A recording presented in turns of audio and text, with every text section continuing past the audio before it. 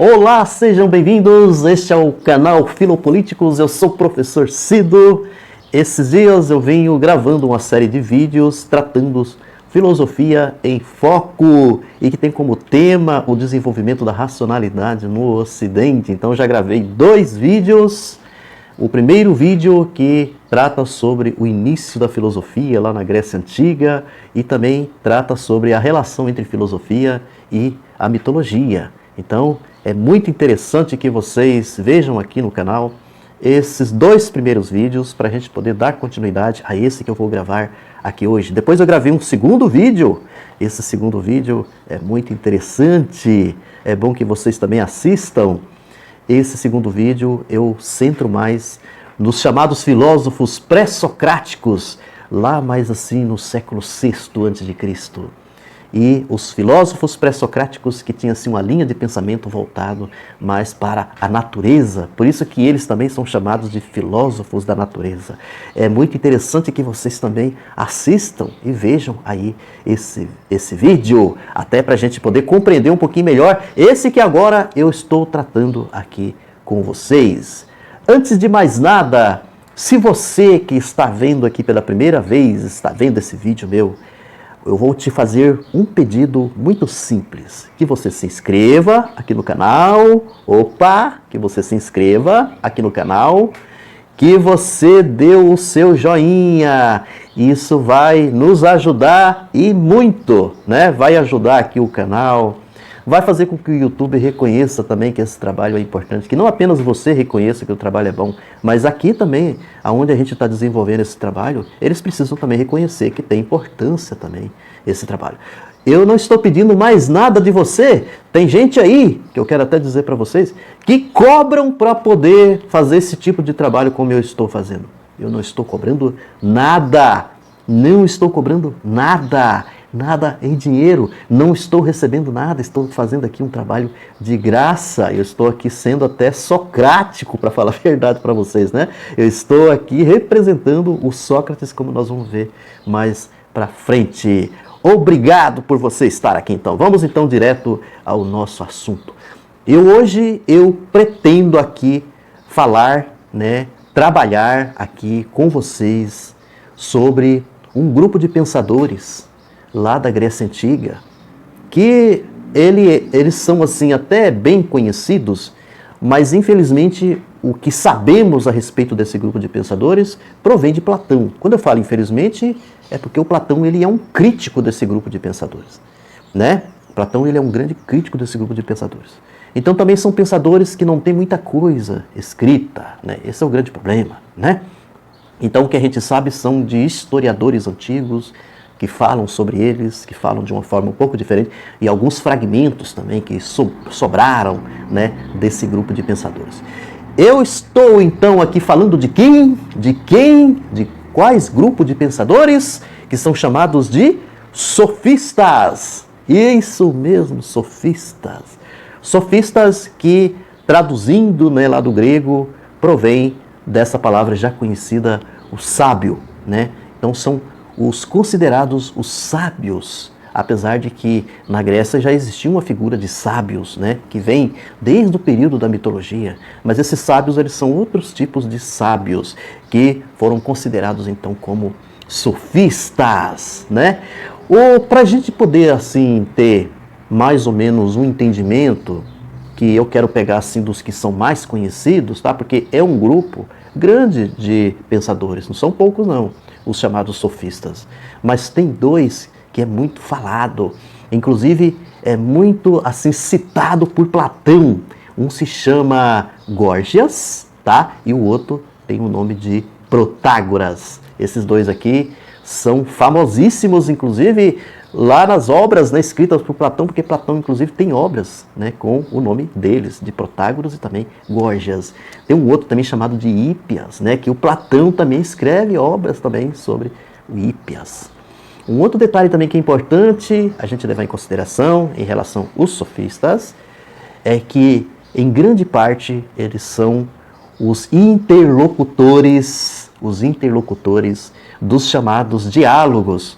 As obras de Platão, elas têm esse nome de diálogos, né? porque são obras onde você tem personagens que estão discutindo diversos assuntos.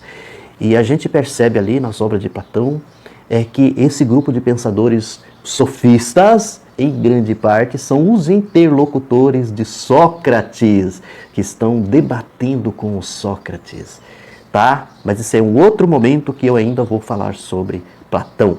Voltando então para esse grupo de pensadores aí, os sofistas, né? Os sofistas, eles são considerados professores, olha só, professores, educadores, né?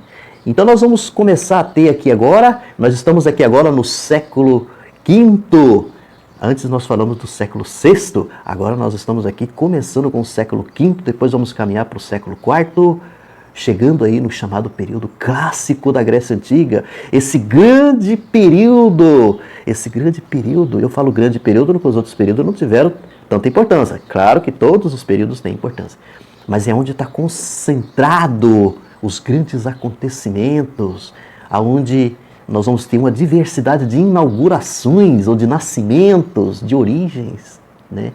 Ali em Atenas, a grande cidade-estado, Atenas, que acabou se tornando a cidade como se fosse o berço da humanidade, que é muito considerado por muita gente o berço, porque é onde nasceu um monte de coisas, né? A política nasceu ali, através desse entendimento de cidades-estado.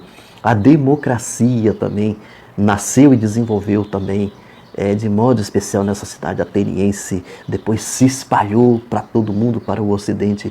A questão do teatro, as tragédias, as chamadas tragédias gregas, né, que também se desenvolveu, tudo, olha só, nesse período. Então, uma outra coisa tem a ver com a questão das leis, a questão do direito, que já começa a se desenvolver também aí nesse período. Mas, sem tanta conversa, vamos então voltar aos sofistas. Os sofistas, então, eles são professores pagos, professores particulares, que vão nas casas daquelas pessoas, já nas cidades, que lá na Grécia também tinha coisas muito parecidas com o que nós temos hoje, né?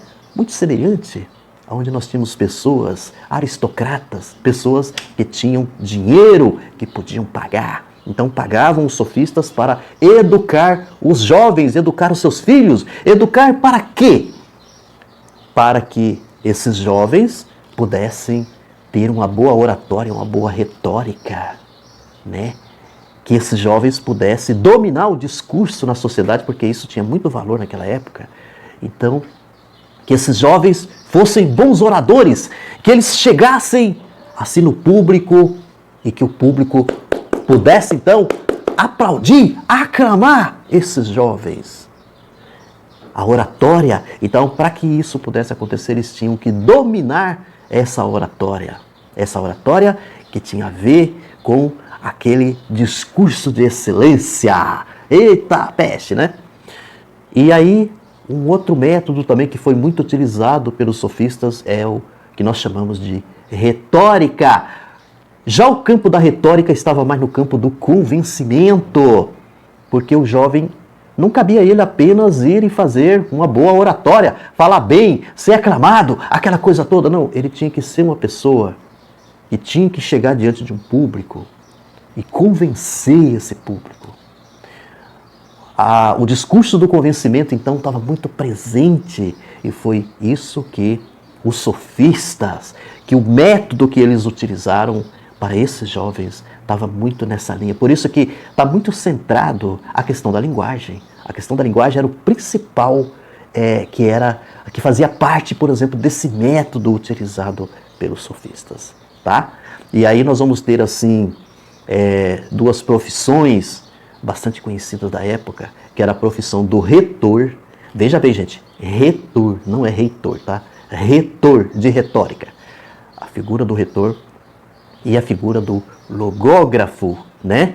Então, são duas profissões assim que eram muito bem pagas. Então, esses jovens, além deles ter essa formação, eles poderiam ter esses tipos de profissões.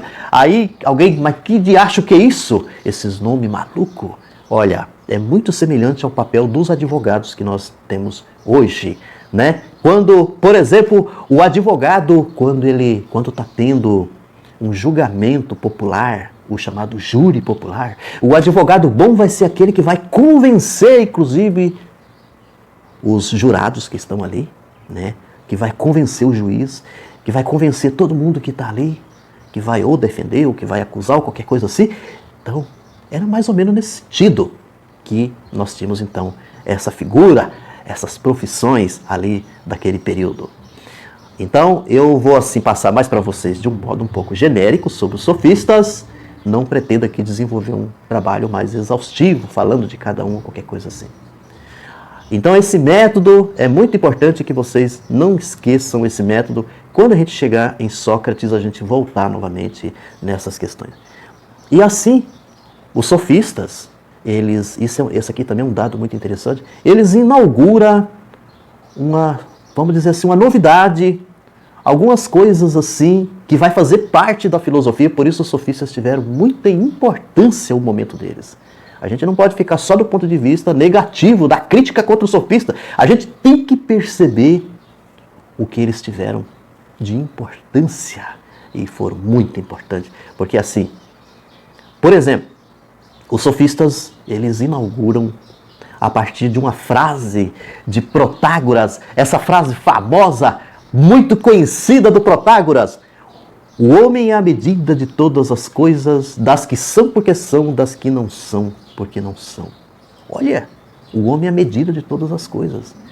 Com isso, então, com os sofistas nós temos assim uma inauguração, uma centração, assim, das preocupações, das buscas explicativas, como estavam lá com, por exemplo, os pré-socráticos. As buscas explicativas, a arqué, o princípio, estava mais centrado na natureza, na explicação dos fenômenos naturais. Agora não. Agora a preocupação é com o homem. O centro é o homem. A coisa começa a se voltar mais para o ser humano. Já não é mais os chamados fenômenos naturais. Esse é um detalhe, por exemplo, que faz parte dessa frase magnífica, frase maravilhosa de Protágoras.